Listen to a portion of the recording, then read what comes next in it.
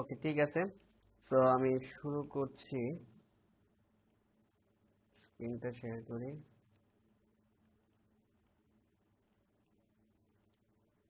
আচ্ছা, যারা হাত উঠে রাখছেন হাত নামান। হ্যাঁ, যাদের টেকনিক্যাল প্রবলেম আছে, ওয়েবসাইটে সাপোর্ট লাগবে, তারা হাত উঠে রাখেন। আমার স্ক্রিন দেখা যায়? হ্যালো, মাই স্ক্রিন দেখা যায়? না স্যার, দেখতেছি না। দেখতেছেন না? কি বল, আরিফা স্ক্রিন দেখা যায় না? না স্যার।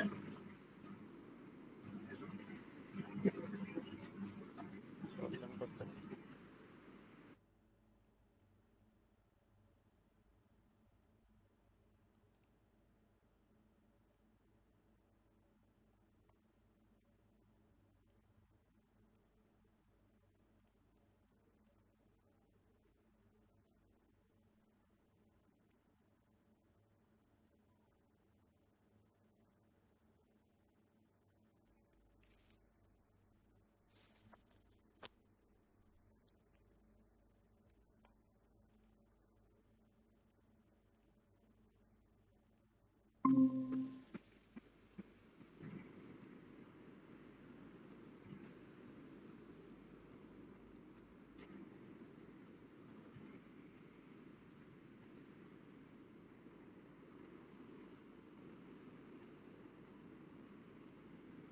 এখন দেখা যাচ্ছে? জি স্যার। ওকে ওকে, সো ফার্স্টে যাব আমরা, ধরেন কোথায় যাব? প্যান্থিয়নে। প্যান্থিয়নে যাওয়ার আগে ভিডিওটাকে কয়েকটা পার্টে করব। আচ্ছা, ধরেন ফার্স্ট অফ অল, ধরেন আপনি একটা ক্লায়েন্টের সাথে কাজ করবেন। আপনি একটা, ধরেন প্রজেক্ট পাইছেন, রাইট? প্রজেক্ট পাইছেন, বাট প্রজেক্ট ক্লায়েন্ট আপনার কাছে বলছে যে আমাকে, আমার ডোমেইন আছে, বাট আমাকে তুমি একটা হোস্টিং কিনে দিবা এবং আমাকে একটা ওয়েবসাইট বা ল্যান্ডিং পেজ ডিজাইন করে দিবা। এই হলো ক্লায়েন্টের রিকোয়ারমেন্ট, ঠিক আছে? আরও রিকোয়ারমেন্ট আছে। ক্লায়েন্ট হয়তো আপনাকে ল্যান্ডিং পেজ ডিজাইন করার জন্য আপনাকে দিবে, লোগো দিবে, ব্র্যান্ড কালার দিবে, ঠিক আছে, ফন্ট দিবে, যে আমার এই পছন্দ, আমার এই পছন্দগুলোর উপরে, বা এই আমার প্রোডাক্ট, এই প্রোডাক্টের উপরে আমাকে ল্যান্ডিং পেজ বানায় দিবেন, ঠিক আছে? বাট আমার কাছে হোস্টিং নাই, বা হোস্টিং আছে ভালো না, আমার একটা ভালো একটা হোস্টিং কিনে দেন। আমার ডোমেন আছে, ডোমেন প্যানেলে তাহলে কি হবে, অ্যাক্সেস লাগবে। তো আমরা তখন ক্লায়েন্টকে কি বলবো, যে তাহলে আপনার ডোমেইন প্যানেলের অ্যাক্সেসটা দেন, আর আমরা একটা হোস্টিং সাজেস্ট করব, এবং সেই হোস্টিং যেটা সাজেস্ট করব সেটা প্রাইসটা আমরা বলে দিব যে এই হলো প্রাইস, এই হোস্টিংটা আপনি নিতে পারেন। তো হোস্টটা যদি ক্লায়েন্ট কিনে দেয় তাহলে তো হলো, আর হোস্টিং যদি আপনি নিজে কেনেন তাহলে তো কিনে নেবেন। আমি কিন্তু দেখাই দিচ্ছি অলরেডি, একটা ভিডিও দিছি না হোস্টিং কিভাবে কিনতে হয়, আমি কি দিচ্ছি ভিডিও এটার? ইবিএন হোস্ট থেকে হোস্টিং পারচেসের একটা ভিডিও দিছি। স্যার কিভাবে কিনছিলেন ওইটা, মানে আপনি কিনা দেখাইছিলেন নাকি হ্যাঁ, হোস্টিং প্যাকেজ বলছিলেন কিনে যে দেখাইছি কিভাবে আমি। কেমন লাগে? কিনছেন ওইরকম তো না। আচ্ছা, ভিডিও আমাকে আছে, সমস্যা নাই, দেখাইছিলেন হয়তো যে আমার ওই মাদারীপুরের প্লেলিস্ট সম্ভবত আছে, আমি দিয়ে দিব না, ঠিক আছে? সো আচ্ছা, সো আচ্ছা ধরেন আপনি একটা হোস্টিং কিনলেন এবং একটা ডোমেইন কিনলেন। এখন ডোমেইন কিনে নেয়, ডোমেইনটা হলো ক্লায়েন্টের আছে। এখন ডোমেইনটা ক্লায়েন্টের আছে হলো নেম চিপে, বাট হোস্টিংটা আপনি কিনছেন হলো আরেকটা হোস্টিং প্যানেল থেকে, ধরেন ইবিএন হোস্ট থেকেই কিনছেন, ঠিক আছে? এখন আপনাকে কাজ শুরু করতে হলে কি করতে হবে, হয়তো আপনি আগে প্যান্থিয়ন সাইটে কাজ শুরু করে দিতে পারবেন, সমস্যা নেই, কাজ করে কিন্তু আলটিমেটলি আপনাকে কিন্তু ডোমেইন এবং হোস্টিং কানেক্ট করে, হোস্টিংয়ে কিন্তু ক্লায়েন্টের ওয়েবসাইটটাকে পাবলিশ করে আপনাকে দিতে হবে ডেলিভারি, তাই না? সো আমি কি জি করলাম, আমার একটা প্রজেক্ট, কারেন্ট একটা প্রজেক্ট যেটা চলতেছে আমার, ল্যান্ডিং পেজ ডিজাইনের একটা প্রজেক্ট চলতেছে। তো ক্লায়েন্ট আমাকে কি করছে, ওনার হোস্ট ডোমেইনটা নেওয়া আছে নেম চিপে। সো নেম চিপের অ্যাক্সেসটা দিছে, নেম চিপ থেকে ডোমেইনের কনফিগারেশনটা, ডোমেইনটাকে আমার হোস্টিংয়ের সাথে কনফিগার করতে হবে। ইবিএন হোস্ট একটা হোস্টিং কিনছি, আর ওনার ডোমেইনটা হলো নেম চিপে। এখন এই দুইটাকে কানেক্ট করতে হবে, কানেক্ট করে তারপরে আমাকে কি করতে হবে, তার ওই ডোমেইনে হোস্টিংটা পাবলিশ করতে হবে, ঠিক আছে? সো ফার্স্টে আমি চলে যাব কোথায়, উনি যে আমাকে ক্রেডেনশিয়ালস দিছে ডোমেইনের, সেটাতে চলে যাব। সো আমি কি করব, ওনার এই নেম চিপে আমি ভিজিট করব। আমি যদি এটাতে যাই, এটাতে গিয়ে আমি যদি নেম চিপ লিখে সার্চ করি, দেন এই হলো আমার নেম চিপের অবস্থা। এখন আমি এখানে কি করব, আমি সাইন ইনে ক্লিক করব। যেহেতু ওনার অ্যাকাউন্ট আছে অলরেডি, ডোমেন আছে, তার মানে আমাদের ডোমেন নতুন করে কিনতে হবে না। নতুন করে ডোমেন কিনাও তাওটা আমি, এটাও আমি দেখাই দিছি, এটাও একটা ভিডিও আছে, হয়তো আপনাদের দেওয়া হয়নি বাট দিয়ে দিব।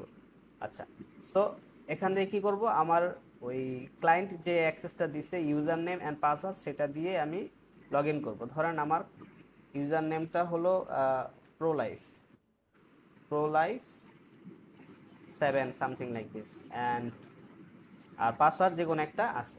দেন আমি সাইন ইন করবো। সাইন ইন করলেই আমার একটা ইমেল আসবে, যে একটা ইমেল পাঠানো হয়েছে। ওই ইমেলে, যে ইমেলটা দিয়ে এই অ্যাকাউন্টটা তৈরি করা হয়েছে, সেই ইমেলে একটা 2 স্টেপ ভেরিফিকেশনের জন্য একটা কোড যাবে। যেরকম আমরা ওই যে সিম দিয়ে রেজিস্ট্রেশন করলে, মোবাইল নাম্বার দিয়ে রেজিস্ট্রেশন করলে একটা ওটিপি আসে না, ঠিক ওইভাবে জি জি।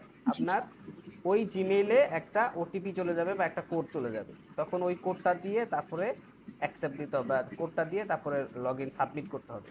করলে আপনার এটা লগ ইন হয়ে যাবে। দেন লগ ইন হয়ে গেলে আপনি এই একটা ড্যাশবোর্ড আপনি পেয়ে যাবেন। ঠিক আছে, ড্যাশবোর্ড পেয়ে গেলে আপনার এখান থেকে চলে আসতে হবে ডোমেইন লিস্টে। দেন ডোমেইন লিস্টে আসলে দেন এখানে আপনি, এই হলো ডোমেইনটা। ঠিক আছে, এই হলো ডোমেইনটা ক্লিক করতে হবে ম্যানেজে,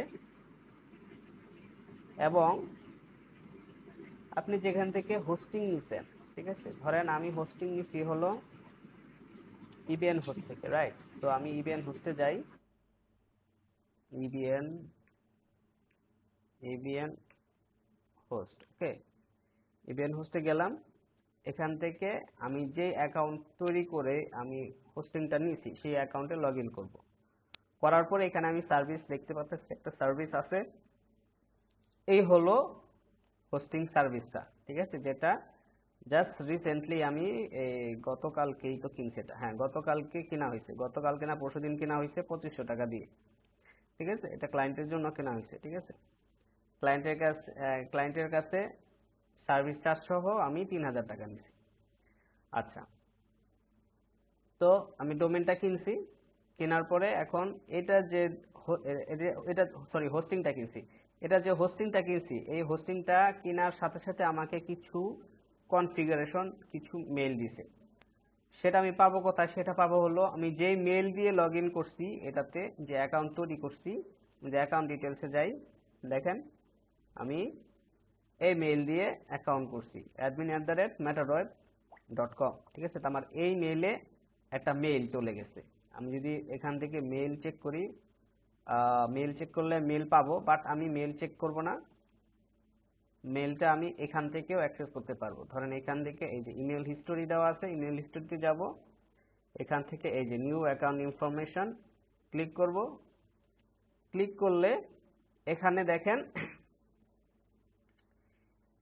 আরিফা, আপনি যখন ভিডিওটা এডিট করবেন এই জিনিসগুলো একটু হাইড করে ফেলবেন। ঠিক আছে, আচ্ছা, এখানে দেখেন একটা আইপি অ্যাড্রেস, নেম সার্ভার দেওয়া আছে, একটা আইপি অ্যাড্রেস আছে, এই অ্যাড্রেসটা, এবং দুইটা অ্যাড্রেস আছে, নেম সার্ভার 1, নেম সার্ভার 2। ঠিক আছে, দুইটা অ্যাড্রেস আছে, এই দুইটা অ্যাড্রেসকে নিতে হবে, নিয়ে আমাদের ডোমেইন প্যানেলে যেতে হবে, যেটা আছে হলো নেম চিপে। এই ডোমেইন প্যানেলে আমরা ডোমেইনে ক্লিক করব, দেন নিচে কাস্টম ডিএনএস দিব।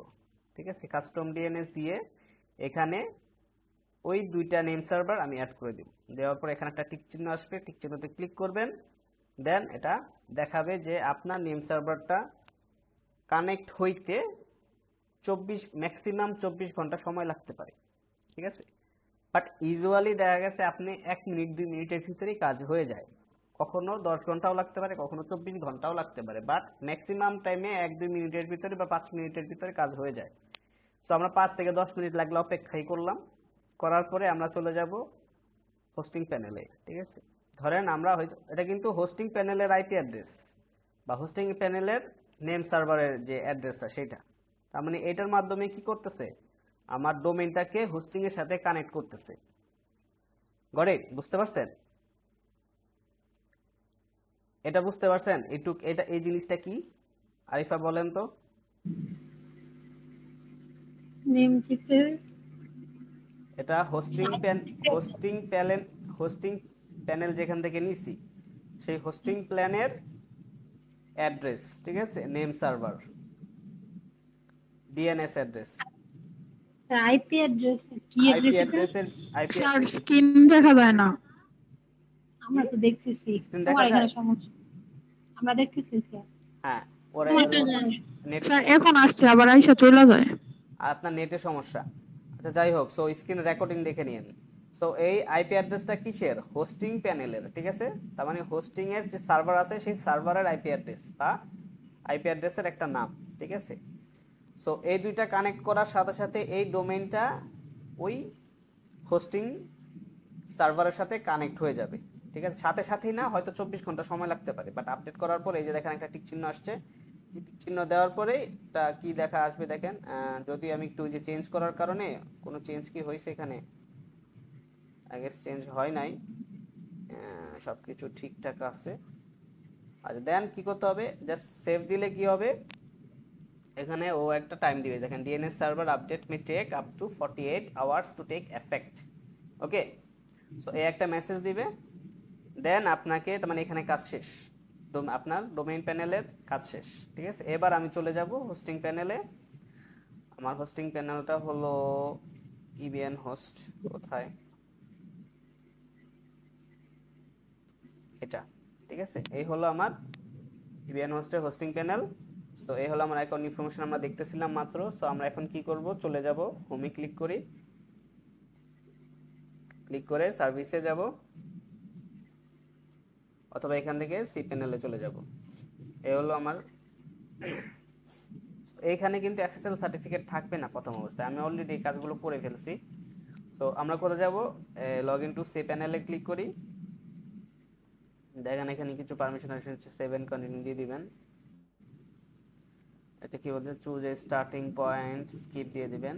ওকে, দেন এখান থেকে এখানে যে একটা লক দেওয়া যাচ্ছে, এই লকটা তখন থাকবে না ফার্স্টে প্রথম অবস্থায়, কারণ কি আপনার হোস্টিংটা মাত্র কানেক্ট হচ্ছে, হয় নাই, ঠিক আছে, বা কানেক্ট হয়েছে বাট আপনার এটা কি, এটা বোঝায় কি লক মানে কি SSL certificate, domain validate certificate.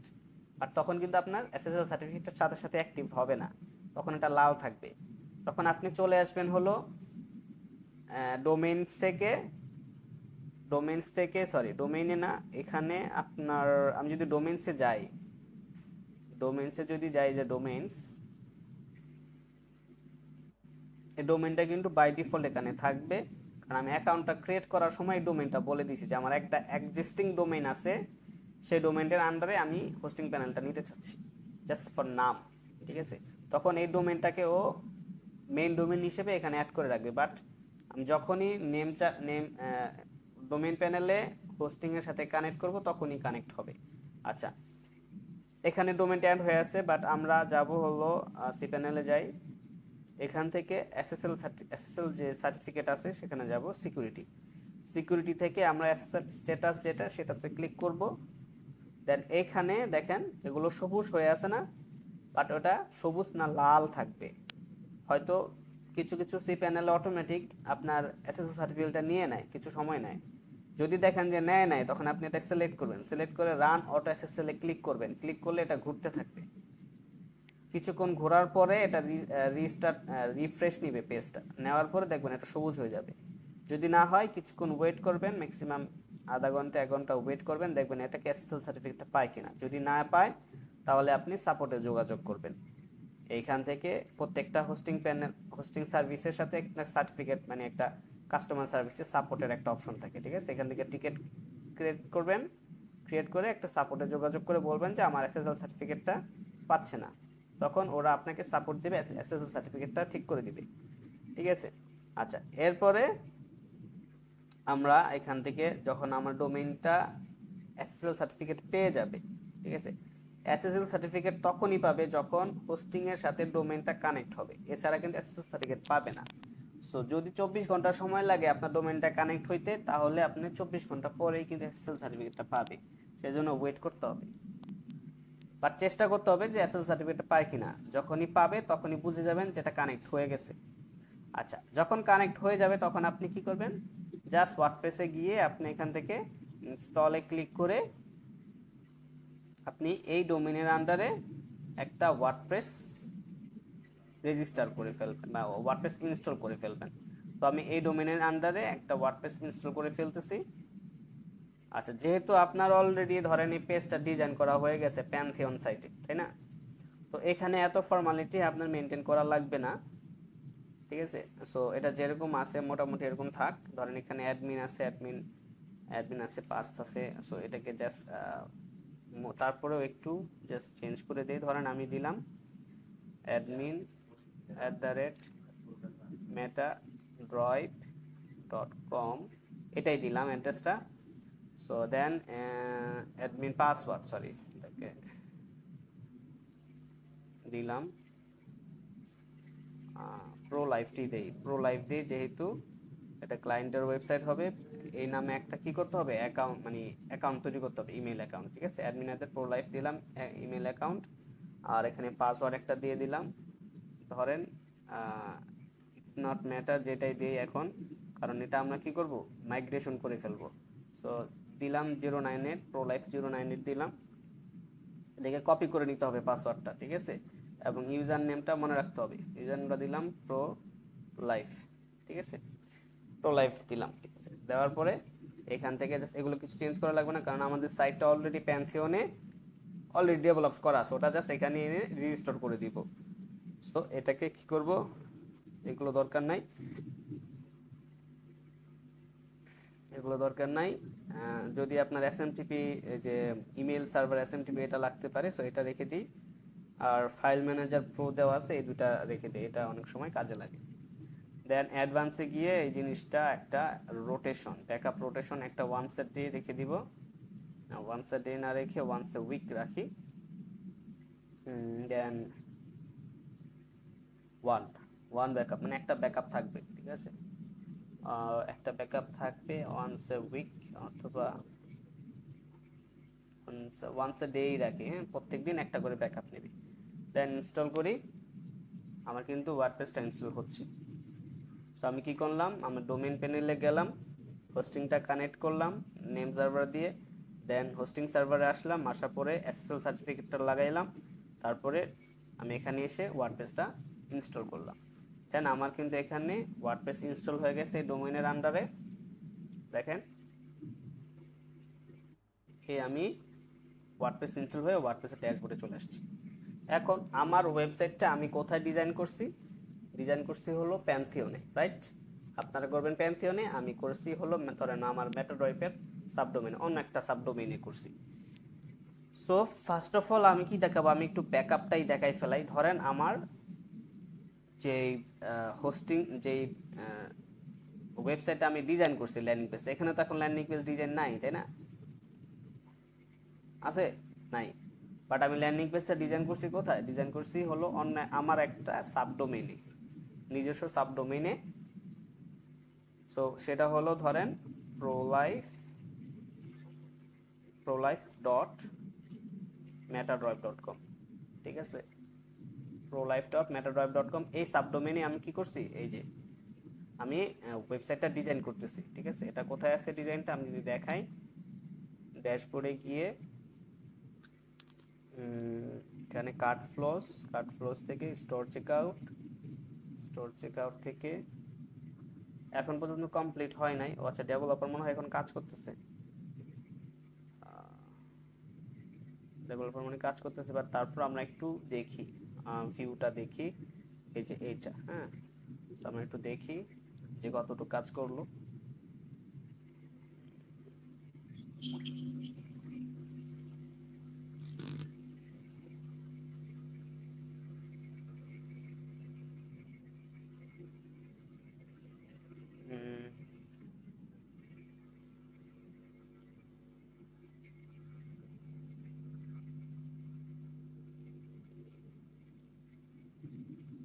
ওকে, হ্যাঁ চেক আউট, এটাকে দেখি। এই যে ঠিক আছে, এটা কিন্তু ফার্স্টে ইউআই ইউএক্স ডিজাইন হয়েছে, ঠিক আছে, ইউআই ইউএক্স ডিজাইন হয়েছে, আমি সেটাকে ক্লায়েন্টকে দেখাইছি, ক্লায়েন্ট সেটার উপরে ফিডব্যাক দিয়েছে, অ্যাপ্রুভ করছে ডিজাইনটা, দেন তারপরে এটা ডেভেলপমেন্টে গেছে। সো এটা ডেভেলপ হচ্ছে, এটা একটা লোকাল কাজ। এই যে এটা একটা ডাই কেয়ার প্লাস একটা মেডিসিনের উপরে ল্যান্ডিং পেজ করতেছে। যে আপনারা অনেক সময় ফেসবুক থেকে অ্যাড দেখে আপনারা জিনিসপত্র কিনেন না, কিনলে যে আপনাকে একটা ল্যান্ডিং পেজে নিয়ে যায়, একটা ওয়েবসাইটে নিয়ে যায়, ওখানে গিয়ে আপনি অর্ডারটা কমপ্লিট করেন, এটাই সেই পেজ, মানে সেই ডিজাইনটা, মানে সেই পেজটা, ঠিক আছে। সেম এই যে দেখেন, এই যে এখানে চেক আউট অলরেডিও কাজ করে ফেলছে, এই যে এখানে চেক আউট টেক আউট এগুলো ঠিক করতেছে, দিয়ে দেন কমপ্লিট, ঠিক আছে। সো দেখেন এটা আজকে ডেলিভারি দিয়ে দেওয়ার কথা, হয়তো আজকেই হয়ে যাবে, আজকে ডেলিভারি দিয়ে দিব। তো আমরা এখন কি করব, এইটাকে ব্যাকআপ উঠায়া কি করব, ব্যাকআপ নিয়ে আমরা মেইন ডোমেইনে বা ক্লায়েন্টের যে ডোমেইন আছে সেই ডোমেইনে এটাকে আপলোড করব, ঠিক আছে। বাট এটা যেহেতু কাজ করতেছে, কাজটা কমপ্লিট না করে আপলোড করাটা আই থিঙ্ক ঠিক হবে না। সো কাজ করুক, কাজ করলে আজকে একটা ফিডব্যাক দিলে রাতে এটাকে আপলোড করে আমি এটার সাথে এই ভিডিওর সাথে অ্যাড করে দিব, ঠিক আছে। সো এটা এই পর্যন্তই থাক।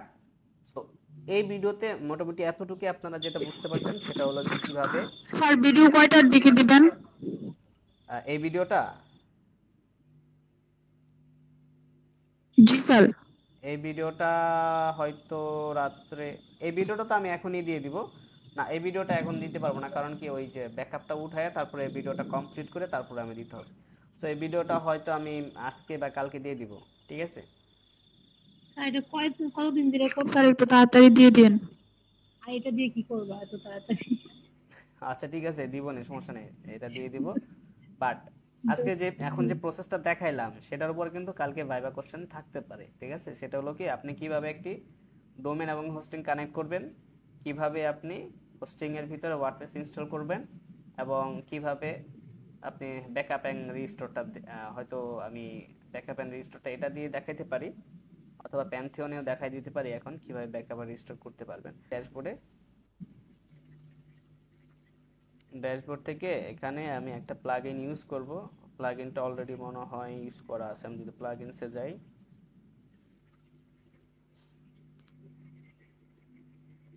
আচ্ছা একটা প্লাগইনস আছে, সেটা নাম হলো WP Vivid। আমি যদি একটু অ্যাড করে দেখাই এখানে, WP Vivid, এটা অলরেডি আপনারা কিছুটা দেখছেন, ঠিক আছে। এই যে কি লেখছে এখানে, migration backup staging WP Vivid backup and migration, okay. So এই প্লাগইনসটা ইউজ করে আমরা এই সাইট থেকে ব্যাকআপ নিয়ে নিব, এটা কি prolife.metadrive.com, এখান থেকে ওয়েবসাইটটা ব্যাকআপ নিয়ে নিব, ব্যাকআপ নিয়ে আমরা এই প্লাগইনটা আবার এটাকে ব্যাকআপ নেওয়ার পর ওটাকে ডাউনলোড করব, ডাউনলোড করে আমাদের লোকাল যে ডিভাইসের যে ফাইল ম্যানেজার আছে সেখানে সেভ করব, সেভ করে দেন আমরা কি করব, আমরা চলে যাব হলো আমাদের যেই কাস্টমারের যে হোস্টিং সার্ভিস, কাস্টমারের যেই ওই যে prolifebd.com WP-admin, কাস্টমারের যে মেন ডোমেইন আমরা যেটা কানেক্ট করলাম হোস্টিং এর সাথে, ঠিক আছে। এখানে কিন্তু ওইটা নাই না, এটা হলো কি মেন ডোমেইন। সো এখানে আমাদের কি করতে হবে, ওই আপলোডটাকে, ওই ব্যাকআপটাকে আপলোড করতে হবে এবং রিস্টোর করতে হবে। সো ওইখানে আমরা ব্যাকআপ নিয়ে ডাউনলোড করব, দেন এখানে আমরা আবার প্লাগইনটাকে অ্যাড করব, প্লাগইনটাকে অ্যাড করব, ধরেন প্লাগইনটার নাম কি ছিল, WP Vivid, ওকে। এই যে WP Vivid প্লাগইনটাকে অ্যাড করব, ইনস্টল,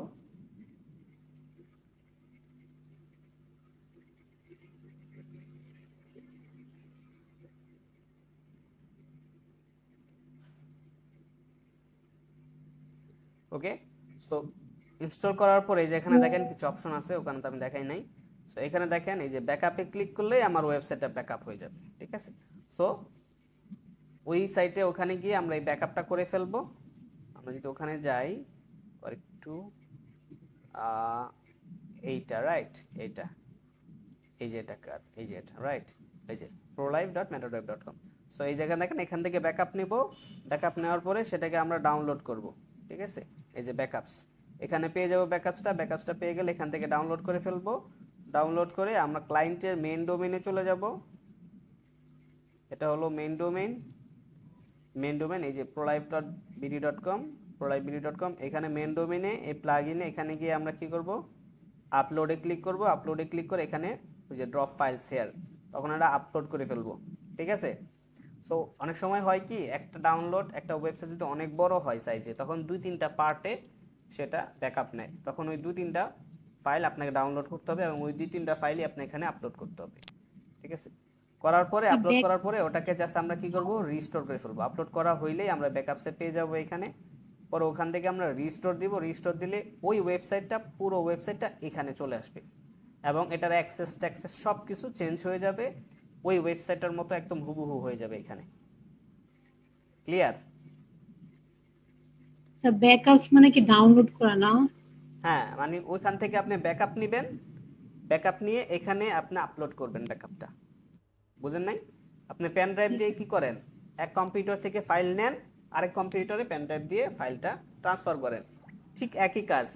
আমরা পেন ড্রাইভের পরিবর্তে আমরা ইউজ করতেছি WP Vivid প্লাগইনটা, এবং এই প্লাগইনটা ওই ওয়েবসাইটে যেটা আমাদের সাবডোমেইন ছিল বা প্যান্থিয়নে থাকবে যেটা, সেটাতে আপনি এটাকে ব্যাকআপ নেবেন, নিয়ে এটাকে সেভ করবেন, লোকালে সেভ করে ফেলবেন। দেন আবার ক্লায়েন্টের মেইন ডোমেইনে আসবেন, এই প্লাগইনটাকে আবার অ্যাড করবেন, অ্যাড করে আপলোড করবেন। কোত্থেকে? আবার আপনি লোকাল থেকে যে ফাইলটা ডাউনলোড করছেন সেই ফাইলটা এখান থেকে আপলোড করে দিবেন। আপলোড করলেই এখানে চলে আসবে ব্যাকআপটা, দেন ওটা রিস্টোর করে দিবেন, পুরো ওয়েবসাইটটাই এখানে চলে আসবে। তখন আপনি ভিজিট করবেন, ওই ওয়েবসাইটটা এখানে চলে আসবে। That's it. স্যার এখানে মানে এডিট করার দরকার হলে এখান থেকে করা যাবে না? হ্যাঁ, পরবর্তীতে সব কাজ আপনি এখানেই করতে পারবেন। ঠিক আছে।